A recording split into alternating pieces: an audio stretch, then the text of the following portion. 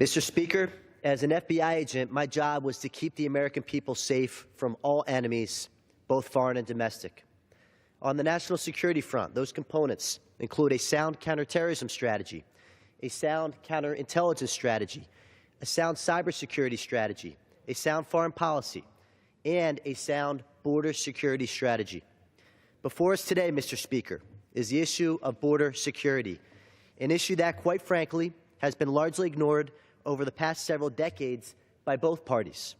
And as a result, our national security remains compromised at a point in time where we live in a more dangerous world now than we ever have.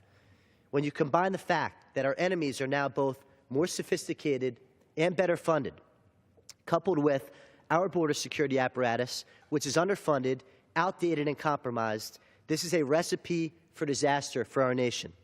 The time is now to act on securing our border, north, south, east, and west, all of its components in all of our geographic regions. As a member of the Homeland Security Committee, I've spent time on the border with our brave women and men on the front lines, working as CBP officers and Border Patrol agents. I've spent time both on the ocean and in the sky with the brave women and men in our Coast Guard. Mr. Speaker, they are pleading for our help, and shame on us if we do not deliver for them.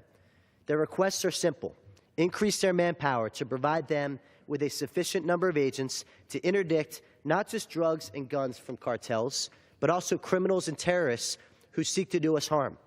Invest in the technology that they need to do their job, to include drones and aerial infrared technology, heat sensors, motion detectors, both above and below the ground, and an array of 21st century high-tech options that serve as force multipliers along the border.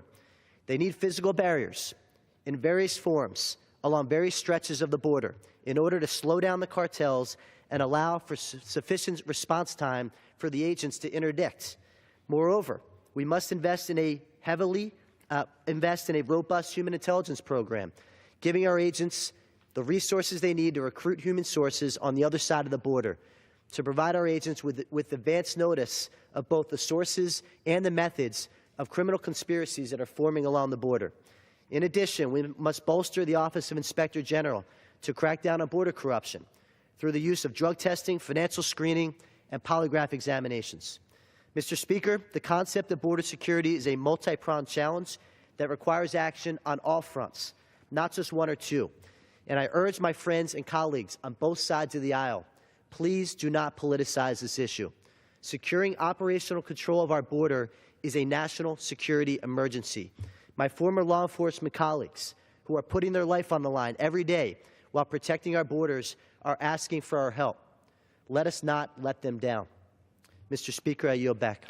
Gentleman yields back.